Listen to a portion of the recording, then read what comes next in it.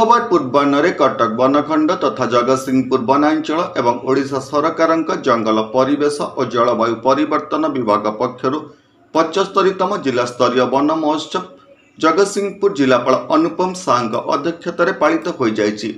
जिलार विजु पट्टनायक बहुमुखी indoor stadium ठारे आयोजित एक कार्यक्रम में मुख्य अतिथि भाव जोगदे जगतसिंहपुर विधायक अमरेन्द्र दास संप्रति वृक्षर अभाव किपरि ग्लोबल वार्मिंग समुद्र पतन परिवर्तन और जलवायु प्रदूषण कारण पलटि से विषय मत व्यक्त करते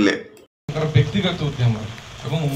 मत साहय मांगती 1000 खंडे काजू गछ एवं आपणकर हूँ डिपार्टमेंट रु झाऊ गछ और अन्य फलंदी गछ से लगी मेडिकल काटिदेले जो मैंने जेहेतु विरोध करते किसी गाँ लोक जो मेडिकल है पीएससी है जालीदे तेणु यही जो कार्यक्रम हूँ गछ आमर जीवन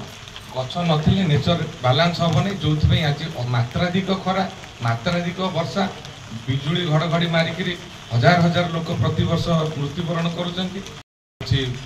पर्वत अच्छी तरल की आज आम ए कथा होलु कौटी माड़ी आसूची समुद्र कौटी समुद्र दूरे जाऊँ तेणु ये सबको आम पाने अच्छा आमर एसबीएम कॉलेज एनसीसी श्रृंखलित बाहिनी अच्छा आगामी दिन में समस्त मिलमिशिकी आम केमती वृक्ष लगेबा सबुठ बड़ कथा बंचा को चेष्टा कर आम फटो उठाई गछ लगे दो मो कथा कहूँ मत डाकती आम जाइए लगो मु प्रति वर्ष बोधे 3-3000 गछ लगे। वर्तमान परिस्थिति रे वृक्षरोपण एक आह्वान बोली जिलापाल अनुपम साह मत व्यक्त करने सह इंडोर स्टाडियम परिसर में आबद्ध क्षेत्र में एवर्ष रोपण कर चारार बयस 4 ରୁ 5 वर्ष पर्यंत रही जहाँ फल चारागुड़िक नष्ट हेब ना एवं भविष्यत पीढ़ीर काम आसब बोली मत व्यक्त करते। गोटे प्रोटेक्टेड एरिया आमर इंडोर स्टेडियम जो कैंपस अच्छी तार भितर लगुच और सैपलिंग साइज सब बड़ 4 वर्ष ରୁ 5 वर्ष सैपलिंग लगे से मोर्टालिटी हम ना आउ प्रोटेक्शन बाउंड्री वाल अच्छी रास्ता कड़े गछ लगे तो आम आशा करूँ आज जो गछ गुड़ा लगुच डेफिनेटली सर्वाइव कर लोक कम आस।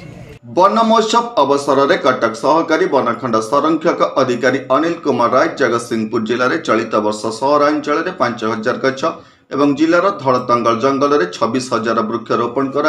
सूचना देते। चलित वर्ष जगतसिंहपुर वनांचल अधीन 2,20,000 चारा बंटन कर धार्य कर कार्यक्रम में जगतसिंहपुर पौर परिषद अध्यक्ष अर्चना सिंह उपाध्यक्ष राजेंद्र कुमार बिश्वई प्रकल्प निर्देशक सहरांचल उन्नयन संस्था हेमंत कुमार स्वाई जोगदे उपस्थित जनसाधारण को वृक्षरोपण उपकारिता संपर्क में अवगत कराइथिले। अन्य मध्य अतिरिक्त जिलापाल अभिमन्यु बेहेरा जिला परिषद मुख्य विकास तथा निर्वाही अधिकारी रवि नारायण जेठी निर्वाही अधिकारी पौर परिषद तारिणी रंजन राय क्रीड़ा अधिकारी विश्व विजयनी पट्टनायक वनांचल अधिकारी राजेंद्र कुमार सामंतराय और अन्य विभाग जिला स्तरीय अधिकारी छात्र छात्री बुद्धिजीवी तथा गणमाध्यम प्रतिनिधि प्रमुख उपस्थित थिले। जगतसिंहपुर अक्षय कुमार दास का रिपोर्ट होली टीवी ओडिया। नमस्कार मु लिपिका आपण मानक स्वागत करूची नुआ रूपरे होली टीवी ओडिया। होली टीवी ओडिया सहित जोड़िया आपण माने लाइक करंतु सब्सक्राइब करंतु शेयर करंतु।